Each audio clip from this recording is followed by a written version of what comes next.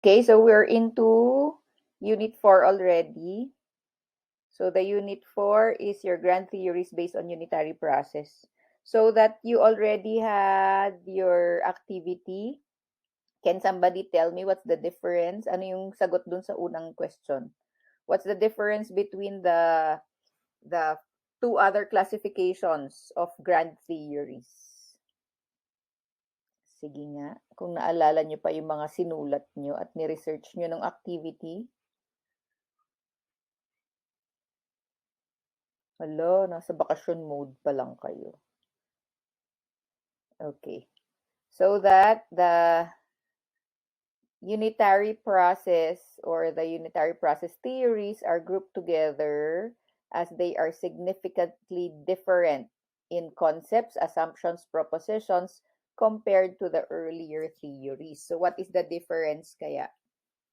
Okay, so basically universal in scope and relatively, ito yung pinaka-significant, abstract po. Okay, so relatively abstract. So if you will notice kung nadaanan nyo na yung tatlong theories, you will typically note na meron silang kawirdohan, may sa ganon, may ganong konsepto sila. Okay, so that basically the abstractness of the thinking of the authors was seen or were seen now in the theories. So that next will be our goals, of course, for this unit. You're supposed to identify the different grand nursing theories based on unitary process and be able to compare and contrast their nursing paradigms and determine now how you can apply it again in the case scenario.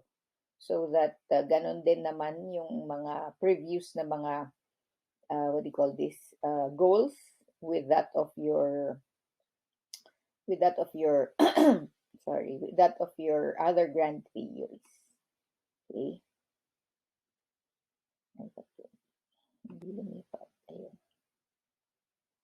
Okay, so the unitary process theories basically reflects newer views of science in complexity. So that's basically the answer to our question. First is its abstractness because it reflects newer views of science in complexity. So that new concept here is that the view of the theorists on humans as being an energy field. Okay, so an energy field daw, intentional, dynamic, limitless, and unpredictable. Okay, so kung baga sa what do you call this, mga thinking, they are getting or going now to a higher level of the concept of humans. So para silang may tinatawag na energy field. So in simple layman's term, these are yung parang may quantum physics na concept. Ganon yung parang pinaka-energy field concept ng mga theories na to. Okay?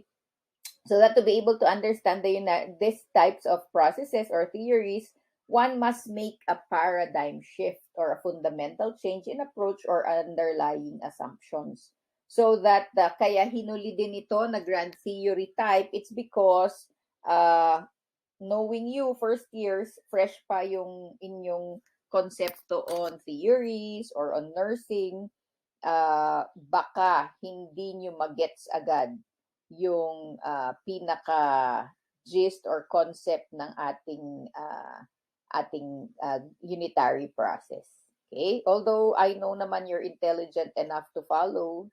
Okay, so we are introducing you already to the new thinking, or hindi naman new, pero another way theories or nursing theories now look at their theories, particularly their look at human beings. Okay? So an example would be looking at this picture. So nung nag-activity kayo, I hear groups who are asking each other, what are you seeing? So others would say they see a duck, others would say they see a rabbit. Okay?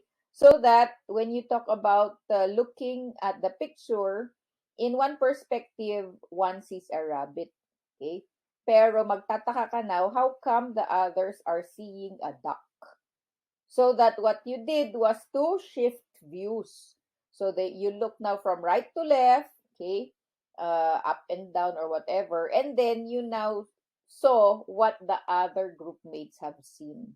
Kung ikaw rabbit ang nakita mo at nagtaka ka bakit duck ang nakikita ng iba, changing your view or shifting your view made you realize that there is indeed a duck also seen in the picture.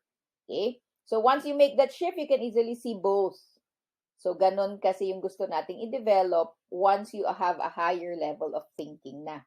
That's the looking at or being open with different perspectives. So if you already are in a shift in thinking, you can easily see both already. Then it's difficult to go back to the old thinking already of only one animal because this is already likened to a paradigm shift.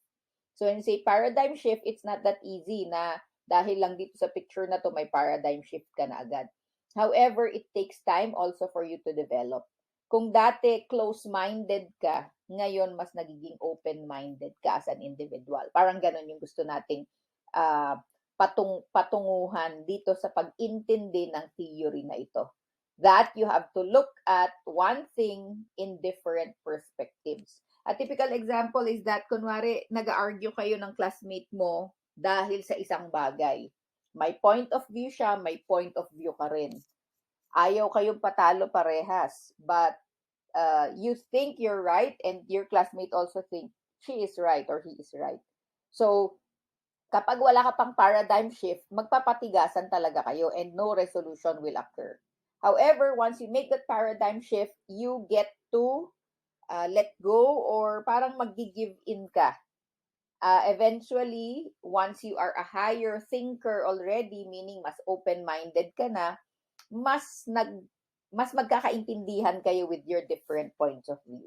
Parang ganon. You live with your own point of view, yung classmate mo naman will live on her own point of view, pero you will live together in harmony. Ganon yung paradigm shift na tinatawag.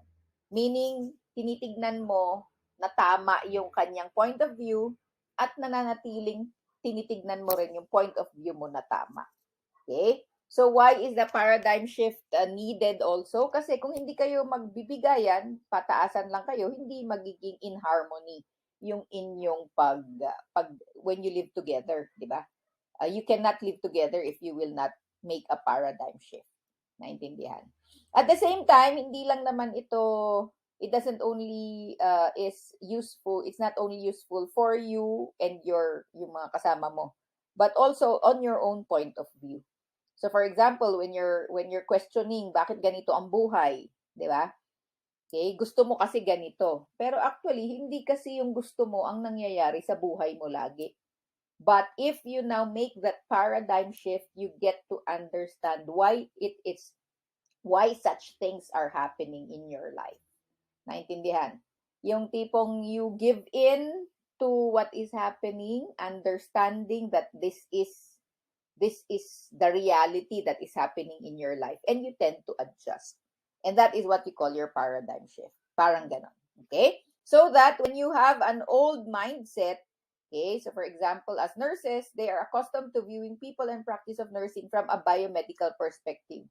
Human being made up of organs. Very anatomical ang dating. Okay? The need now for the paradigm shift, okay, is now understanding the science of unitary human beings. Okay? So for example, a patient who is napakaingat sa kanyang pagkain, nag-exercise, walang bisyo, pero bakit masakitin pa siya doon sa isang mabisyong, mayabang na pangit ang pagkain? It's because as a unitary human being, as yung maasikaso sa pagkain niya, walang bisyo and so on, makikita mo yung probably the characteristic, yung kanyang personality is somebody na timid and shy, ano ba tawag doon? Walang masyadong self-confidence. So tendency of those people would be to be people who are also less likely to be confident with themselves. Okay? So that sila yung mga tipong laging may palpitation. Sila yung tipong laging may iniisip, anong sasabihin ng iba. Sila yung tipong nag-iisip ng negative. Ganon. So what if this happens? Hindi ko kakayanin. Ala, baka ganito yung mangyari. Ang tendency nun is that, ma'am, ba't masakitin sila? It's because as we think negatively, our body is producing hormones.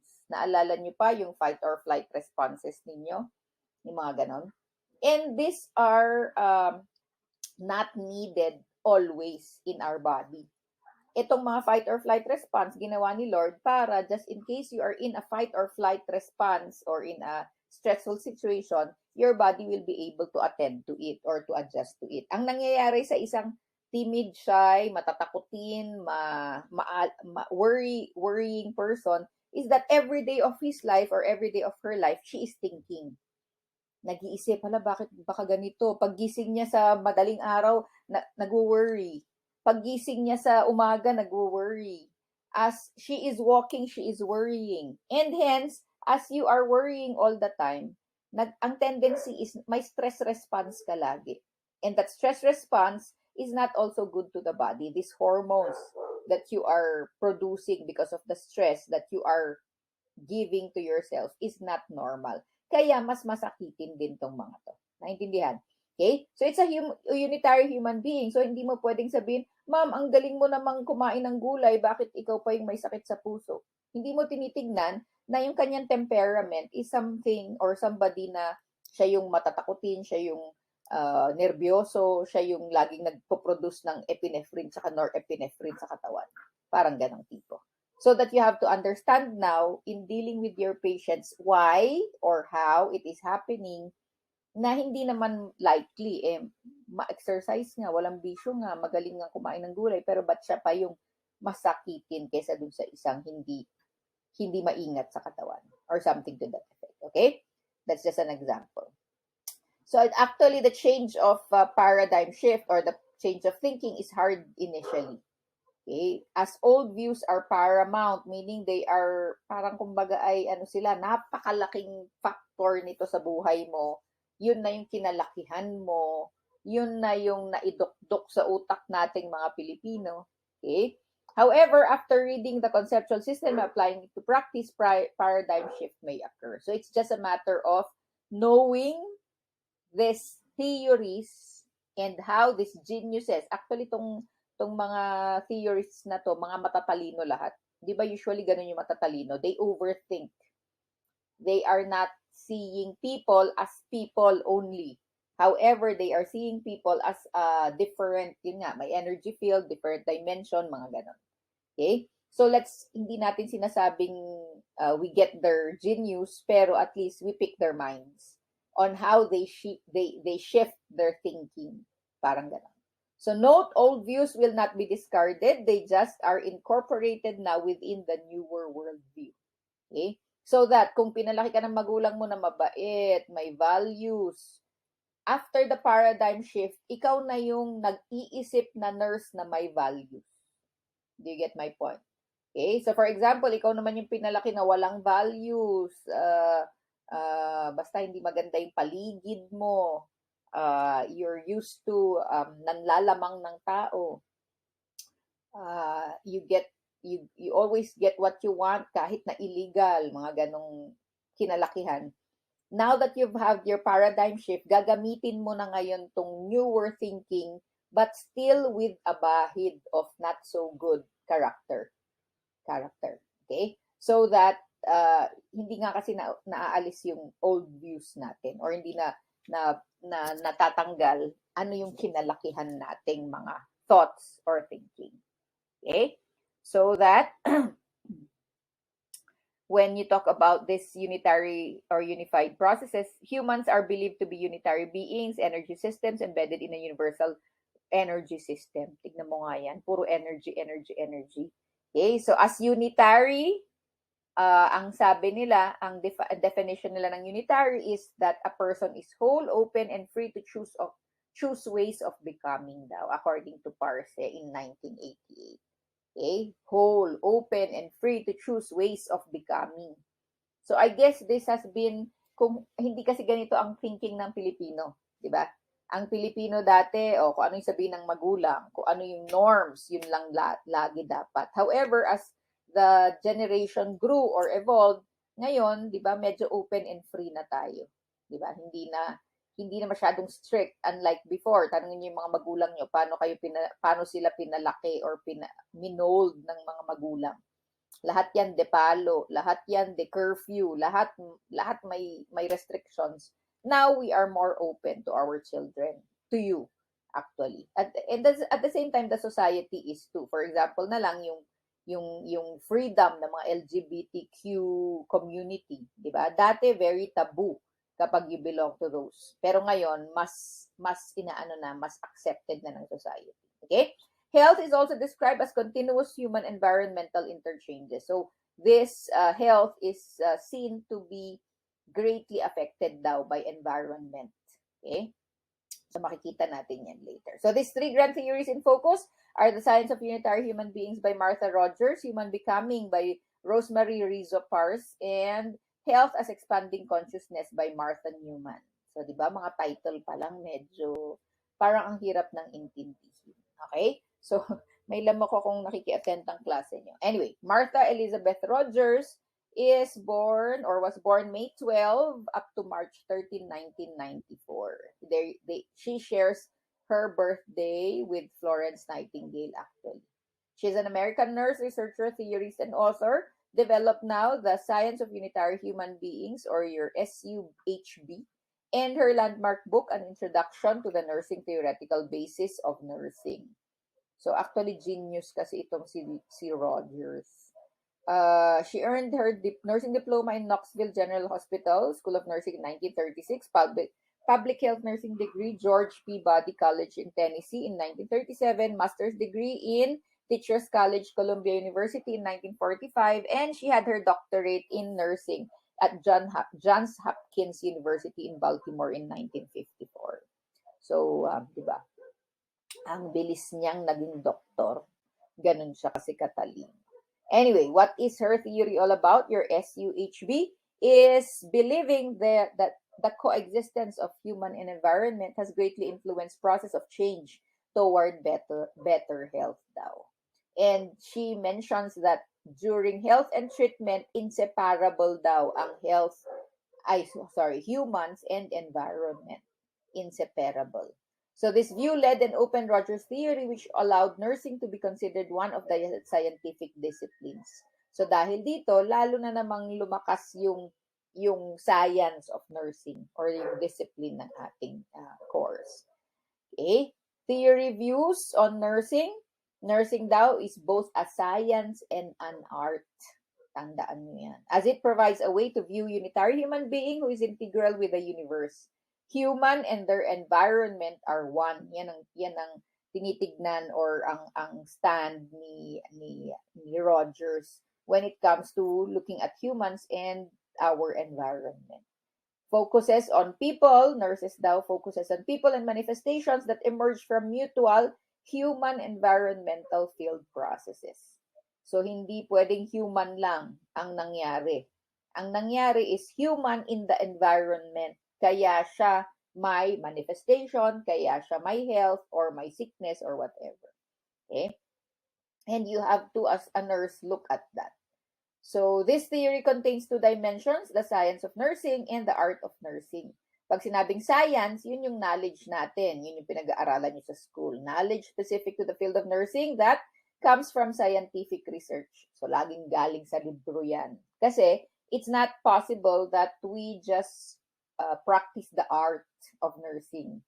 Wala nang discipline pag ganon. Meaning wala nang profession pag ganon.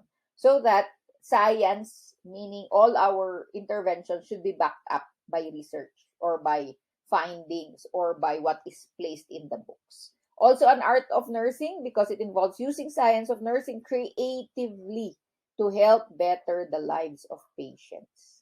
So that when you are to deliver now an intervention based on science, you have now to deliver it creatively according to Rogers. So there is always a way. Kaya nga lagi ko na naririnig sa inyo, nursing is an art because it's true. That it is how you deliver your intervention that will make it really two-dimensional. Meron ng utak, meron pang art. Okay? So the importance of environment is that environment daw is an integral part of patient and uses that knowledge and help nurses blend the science and art of nursing to ensure patients have a smooth recovery and can get back to health as possible. Back to best health as possible. Okay? So that when you are treating daw the patient, make sure to look at always the environment. Kasi doon niya makukuha yung smooth recovery at saka best health na mabilisan. Okay, so in a way, it's related also to environmental model of Nightingale. Okay, this is her meta paradigm. Humans daw are unitary human beings.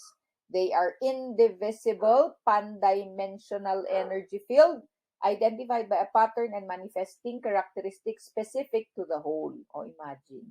Okay, so pan-dimensional energy daw tayo. We're more than our whole. I mean, pag 1 plus 1, hindi equals 2 ang tingin ni Rogers sa human. We're more than 1 plus 1. Parang gano'n. Okay? We can't be predicted from knowledge of the parts. So, pag sinabing 2 arms, 2 legs, 1 head, 1 brain, and so on, we cannot be predicted daw with just our parts. We are a unified whole having its own distinct characteristics that can't be viewed by looking at, describing, or summarizing its parts. Kasi nga, ang kanyang stand is we are more than our parts. Okay? As a whole human being, we are more than our parts daw. She looks at health as an expression of life process.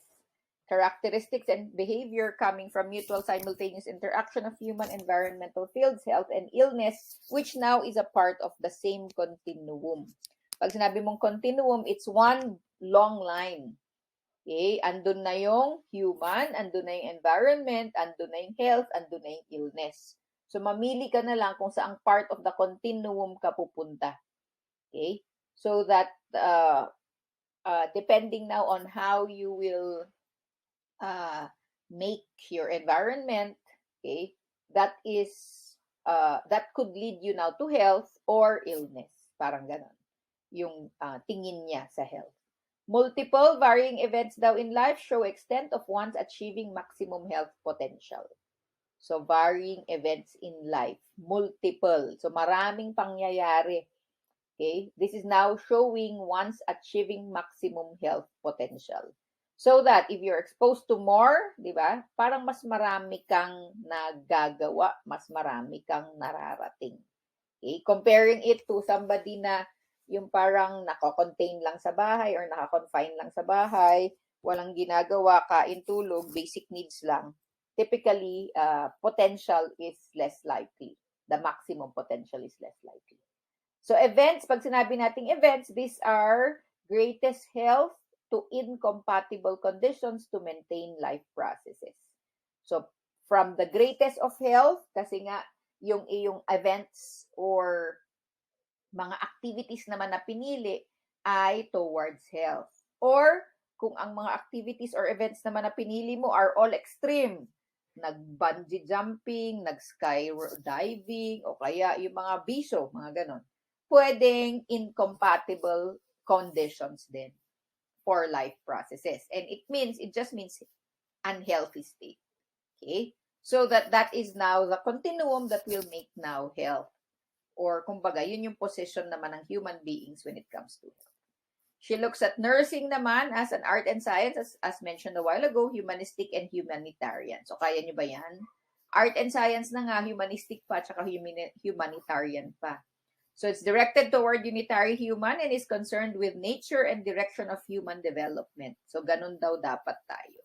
So we now have to be directed toward looking at humans as unitary humans, and we should be concerned with the nature and direction of human development. Huwag tayong manatili na nagte-take care ng patients na ganun lang. But dapat laging developed yung state niya pag dumaan sa atin. The goal is to participate in the process of change. And this change is the development that we want on our patients. Okay? And she also looks at nurses further as existing to serve people. Oh, di ba? Kaya nyo ba yon? You have to exist to serve people and plus safe practice, which depends on the nature and amount of scientific nursing knowledge she brings to practice.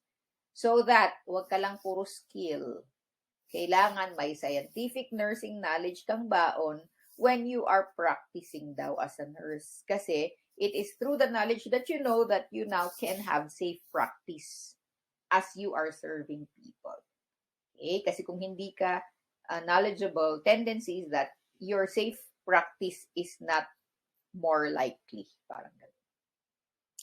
Pag sinabi nating environment, we're looking at the environmental field here, which is an irreducible, indivisible, pan-dimensional energy field identified by pattern and integral with the human field. Actually, ganyan din yung definition ng humans, irreducible, indivisible, pan-dimensional energy field. Okay? Na nakapattern and integral with the environmental field naman sa humans. So, ganun din sa environment. Kasi nga, Rogers is looking at the environment and humans as coexistent talaga. Okay? So that when you talk about the environmental field, it's the fundamental unit of both living and non-living things. It provides a way to view people and environment as irreducible wholes. Irreducible wholes. Meaning, hindi pwedeng parts lang ang titignan mo. You have to look at the whole person and at the same time, look beyond the parts of the human being and her environment. Okay? So this environmental field always continuously vary in intensity, density, and extent. Kaya lagi dapat na maintain din in a way. Kasi kung hindi na maintain, tendency is that na instead na puro health ang pupuntahan natin, we could also go to the unhealthy field. Okay? So next would be, what are the sub-concepts of this SUHB? Number 1 is openness. Looking at no boundaries to stop now energy flow between human and environmental fields. Imagine. Limitless daw tayo. Limitless ang energy flow. Okay? So ito na yung pumapasok yung mga thinking sa internet, although you don't see it in school. Whatever your mind can conceive, your body can achieve. Yung mga ganong tipo. Yung ganon. Okay? So, yung energy. Talking about energy and openness and limitless. Being limitless. Refers to qualities exhibited by open systems, human beings, and their environment, which are open systems. So, hindi pwede dito yung traditional way of schooling where there are a lot of rules, there are a lot of limitations, mga ganyan. Okay, so iba ang tingin ni Rogers. However, all of these are related to nursing a patient. Ha? Okay, so kailangan pag sinabi, so pag ang typical example nito is, for example, you're diagnosed with a dreaded disease. Don't be, kumbaga ay settle. Don't settle na binibigyan ka lang ng 6 months ni doc. Doon ka na you will ponder on that 6 months already. Okay, but rather, consider human beings as open with more possibilities. Kasi meron at meron, or if you will look into some, what do you call this, mga studies in the internet, meron yung mga tinaningan, pero buhay pa rin hanggang ngayon. And probably what happened there is that there was an establishment of this openness na, for example, you're having cancer that will definitely control the number of months you have in your life. If you now apply openness, meaning tignan mo ano pa ba aside from chemotherapy lang ang pwede mong gawin at antayin yung death mo. Ano pa pwede mong gawin? Okay? Others would resort to mga alternative medicines. Others will resort to being whole, like positivity, di ba yung mga ganon? Removing the self from a negative state, negative environment, yung mga ganon. Being one with the, yung mga ganong tipo. Eventually, ano kayo, that they are healed, that they get to heal because of this subconcept na openness. Kasi nga daw, maraming energy flowing in the patient, at the same time, the environment. So it's just a matter of managing those types. Okay? Although, of course, hindi pa rin sikat itong ganitong konsepto, ha? Don't get me wrong. This is not a popular choice. Ang popular choice pa rin, for example, you're getting a diagnosis na may cancer ka, ang popular choice pa rin chemotherapy, bawal yung ganito, bawal yung ganyan, bawal yung ganon pa rin. Hindi pa masyadong open. Pag tinanong mo ang doktor, tapos sabi mo, Doc, gusto ko yung may ganito, kunwari energy, hindi not all doctors are open to it. Okay? Kaya tinitignan pa rin kasi nila as, although we cannot blame doctors, kasi kunwari pumayag sila na alternative ka, mag-energy ka, tas namatay ka, pwedeng sila ang masisi.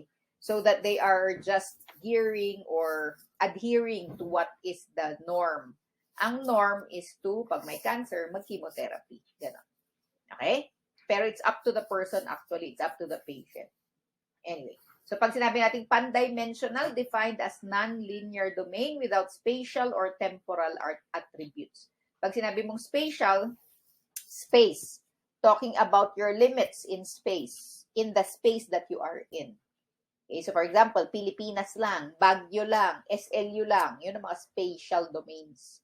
So when you talk about pan-dimensional, there is more to life or there's more to your life. Kaya lagi ko kayong ine-encourage that okay magmadali sa love life nyo, sa pagiging convenient nyo, di ba? Unahin nyo yung hirap kasi there will be more chances for you to grow outside where you are now. Kasi maganda yung course nyo eh. Maraming mapupuntahan, maraming demand, maraming pera if you're in the right place. That's why I'm saying that. Kasi kung Pilipinas ka, medyo limited ang pera when it comes to nursing. But anyway, according to your spatial attributes today, it's okay.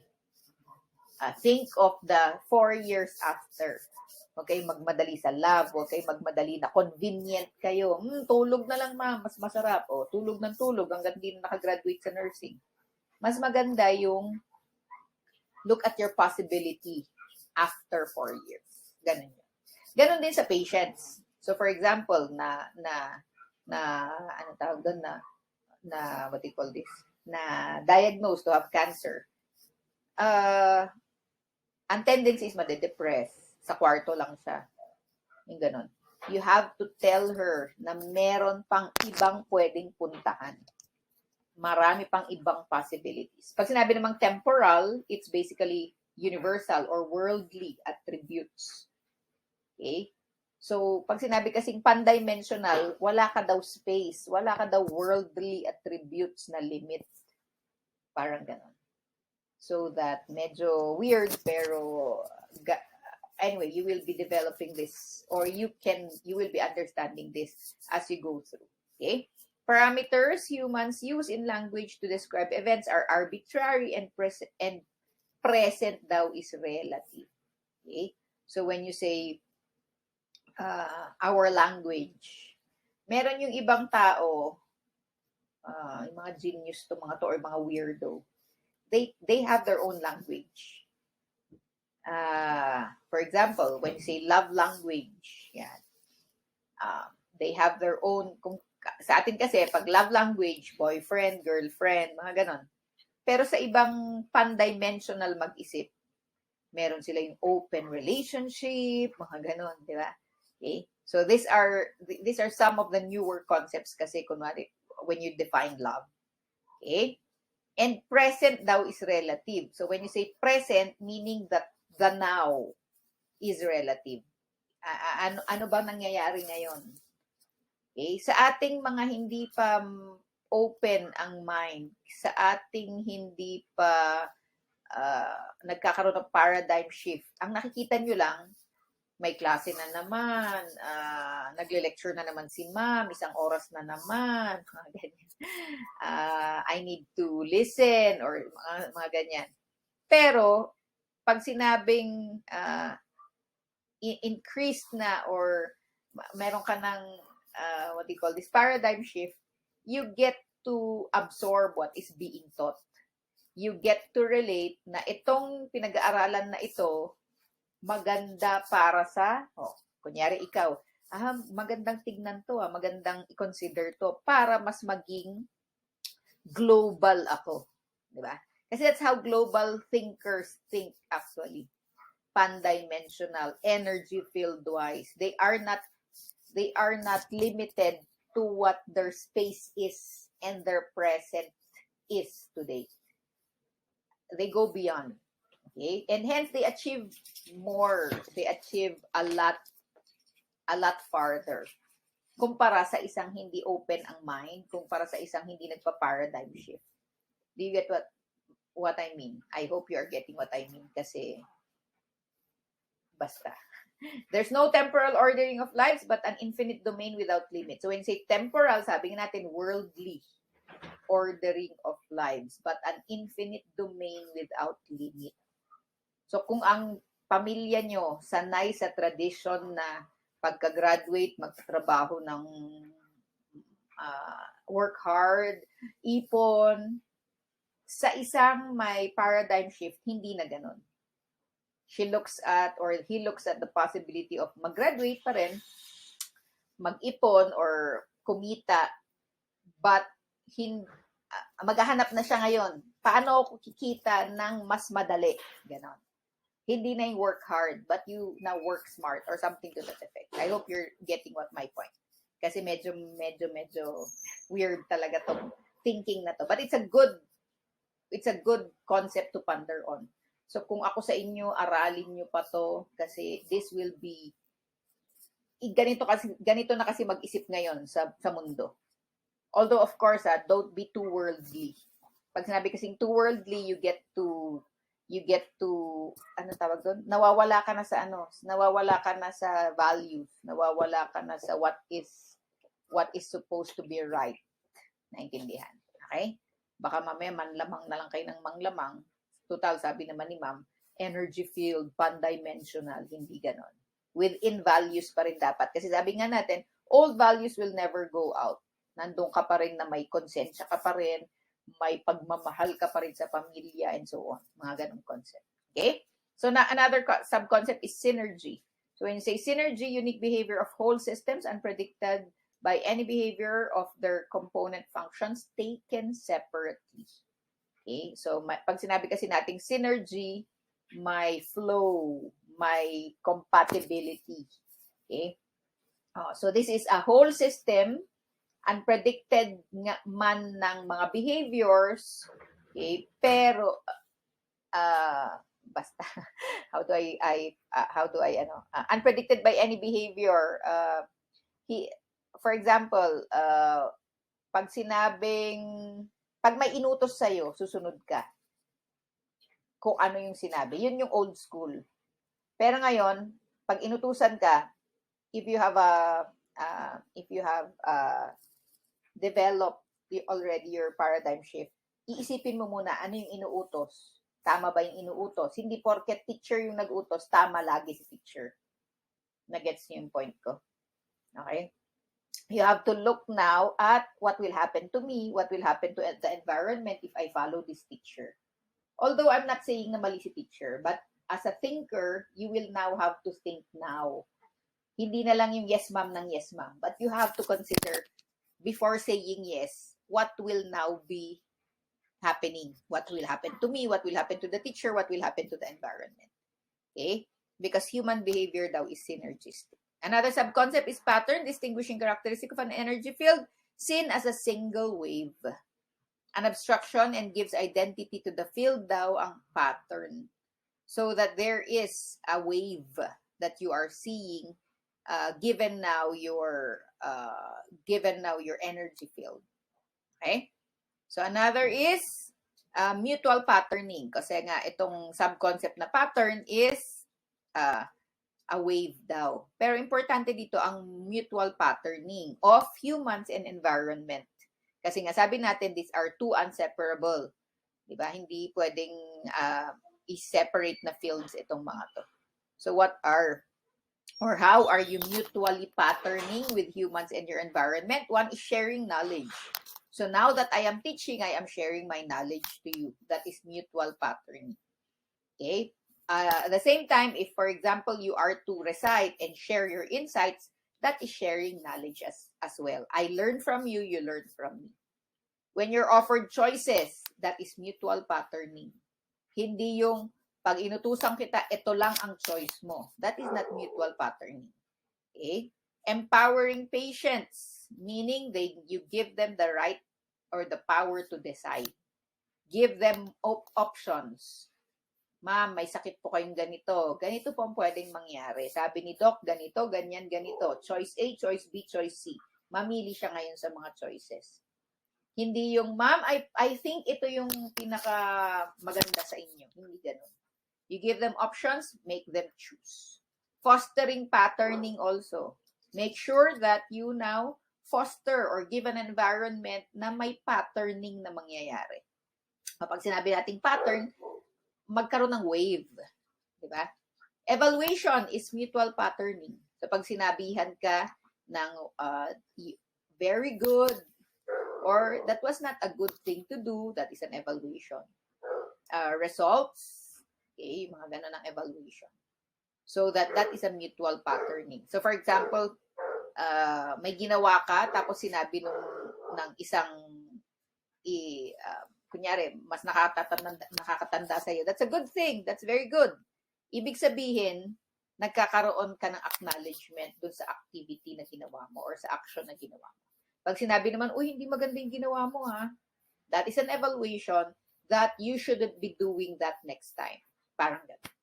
Okay, repeat pattern appraisal, including now nutrition.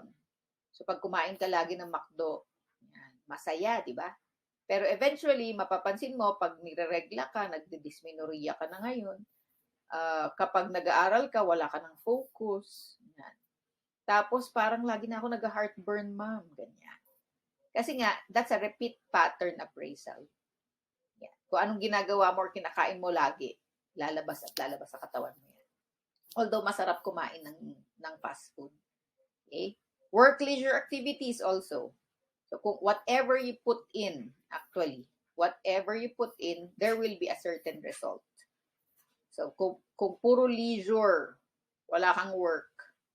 So tendency is that hindi maganda ang kalalabasan mo in the long run. At the same time naman, kung puro work ka, wala kang leisure, hindi rin maganda ang kalalabasan sa health in terms of mga pressures mo in life, stresses mo in life. Okay? Wake-sleep cycles, ganun din. So, may mga normals kasi ang mga yan.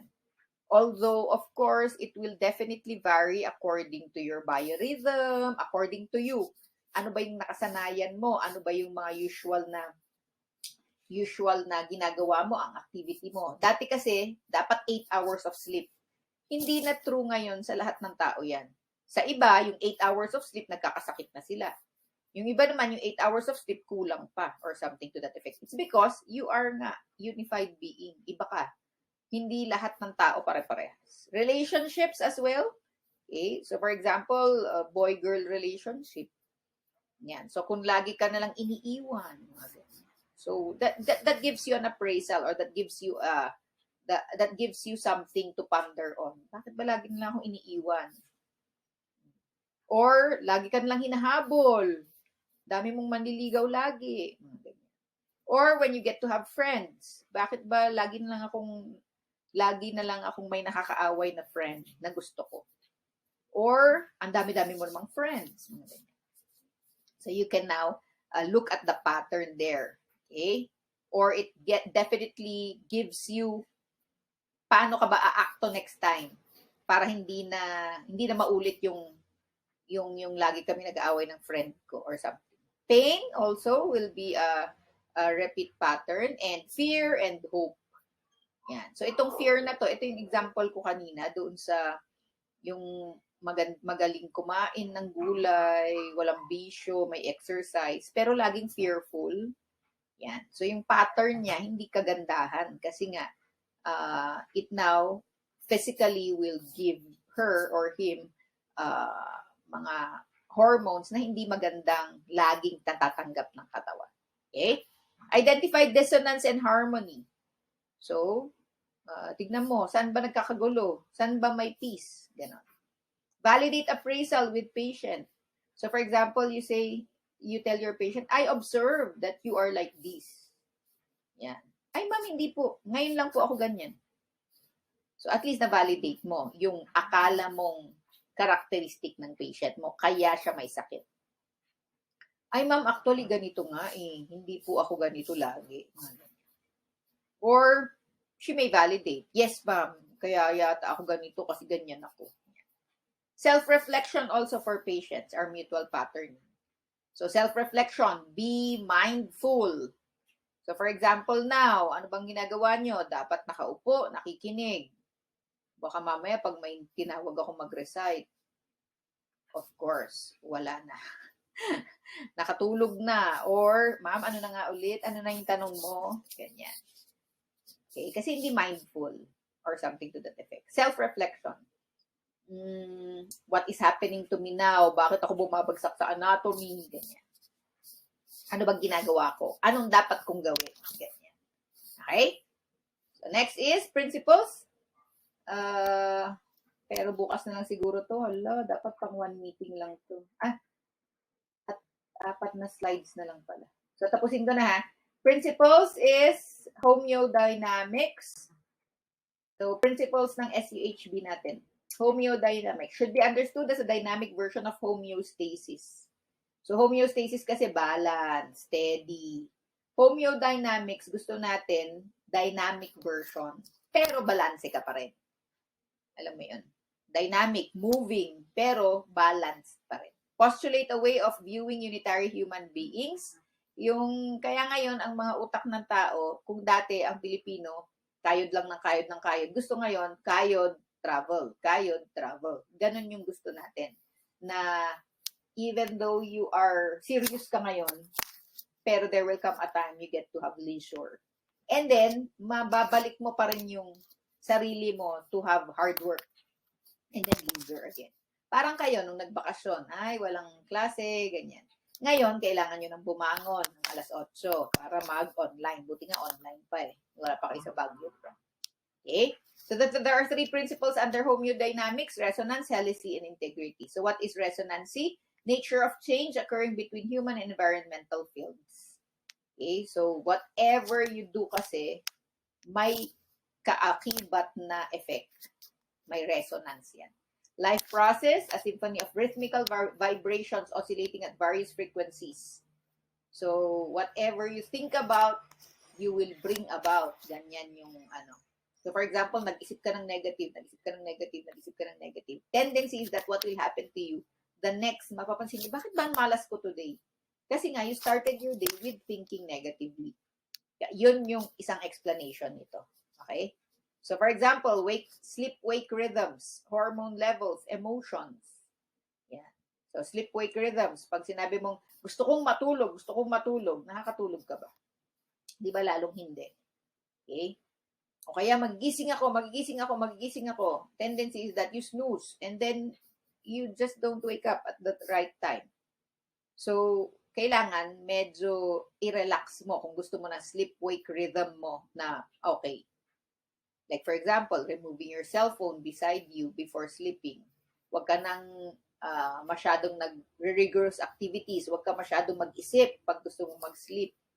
And just relax. Kasi kakaisip mo na, kailangan matulog na ako. Lalo kang hindi relaxed na state. Okay? Ganon. Pati pag-wake mo in the morning, na kailangan mong maaga gumising. So you have to look at your sleep pattern muna. Kailangan rested din yung sleep mo para gising ka ng tamang oras. Kinabukasan, well-rested. Hormone levels, ganon din. But tendency is that, of course, mas affected ang girls kasi nga mas erratic ang hormones namin. Ganyan. Okay? Pero, actually, pwede mo pa rin ma-manage yung hormones mo. Okay? Your emotions, pwede mo rin ma-manage yan. Okay? Identification of field by wave patterns manifesting continuous change of resonancy. wave patterns daw tayo. Kung ano yung iniisip at ginagawa natin, meron at merong effect yan in the future. Meron at merong effect yan sa change. Kaya kung puro tayo tulog, finals na ako babawi, it might be too late. Okay? Kaya gising-gising para, di ba? Okay? Para ang change na gusto mo sa finals, pumasa lahat ng subjects mo. Then, you have to have a wave pattern today hanggang mag-finals para continuous yung change nung grade mong na mamiligro sa anatomy. Ganun. Okay? Next is helice. So, helice daw, human environmental field is a dynamic open system. Change is continuous due to constant unique interchange between them and change is innovative. Helice, parang yung moving. Parang yung sa helice din ng plane or ng helicopter, di ba? Always moving para mag-move yung tao or para mag-move din yung helicopter or yung flying structure. Okay? And you can innovate daw your change. You can innovate your change. Meaning, you have a control of it. So, kailangan magkaroon ka ng goal, tapos i-innovate mo para may mangyaring change sa'yo. Humans do not regress, but become increasingly diverse and complex and do not go backward. Okay? Hindi ka bumabalik sa pagkabata. Actually. You just get to be more and more mature. You get to be more and more diverse and complex. So whatever you are planting now, for example na lang, kung ang isang tao ang kanyang hobby ay mangutang, di bali, konti pa lang naman. The next time, sweldo. Wala nang, kalahati na lang yung sweldo ko kasi pambabayad ko na ng utang. Iutang ko ulit para mabayaran ko yung utang ko. Di bali, may sweldo pa naman ako. Until it will come to a point na yung buong sweldo na niya kulang pang pambayad ng utang. It will not regress. A habit of a person do not regress. Nagiging diverse and complex lang at hindi nagiging backward. So there is a problem there. Kung pangit yung iyong progression. You get me? Pero kung ang progression mo is better or to the good, ang nangyayari is that gumaganda yung future. For example, imbis na nangungutang ka, kunyari, iPhone 14. Ma'am, di bali, 36 months to pay lang naman, tas magkano lang. Okay? Yun nga, yung naubos na yung sweldo mo sa kakautang. If you compare it to somebody na, ay, wag mo na ako mag-iPhone kasi okay pa naman yung phone ko. Instead, ipunin ko na lang para yung, after yung iPhone 14, baka sakaling makakash ko yung iPhone 15 kung magkaroon ng iPhone 15. Diba? It gets to be more complex. Hindi, depending on your activity. So, kung itong nag-ipon na to, ayan, mayaman na siya in the future. Itong nangutang na to, ayan, very lubog na siya sa utang in the future. You get my point? So, hindi nagiging mas simple ang buhay ng isang human. Rather, nagiging diverse, nagiging complex. Kung sasabihin mong, ma'am, pagtanda ko na lang ganito, wag. Don't start. Okay, ma'am, di bale sa finals or next sem, may pag-asa pa, don't start that way. Kailangan today, may gawin ka ng change kasi innovative ang change. Pwedeng may magawa ka sa change. And, tandaan mo yan, manganganak lang ng manganganak lahat ng karakter natin ngayon.